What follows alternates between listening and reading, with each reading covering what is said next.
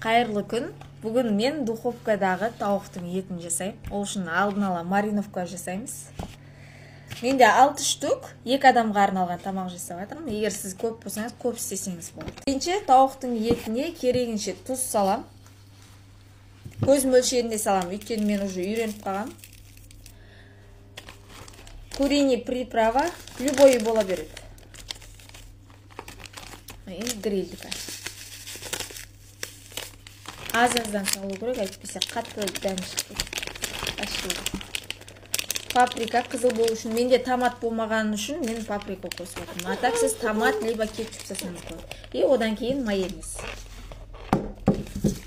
Барлығын салып, араластырып қойдым. Енді бұл мариновкада 1 сағат либо жарты сағат кемінде тұру керек.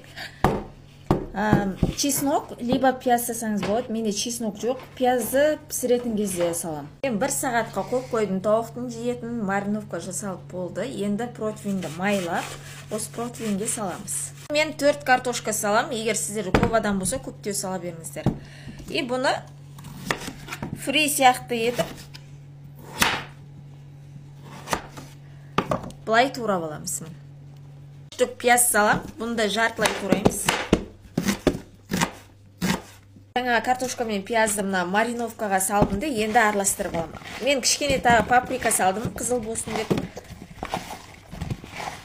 Мен араластырып болдым. Енді бәрін осы протеинге салам.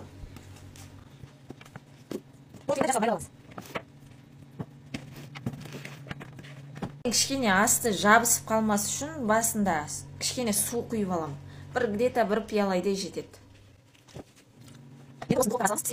Енді бұны духовкаға 200 градусқа қоям. Қызарғанша уақытын қазір піскеннен кейін айтам.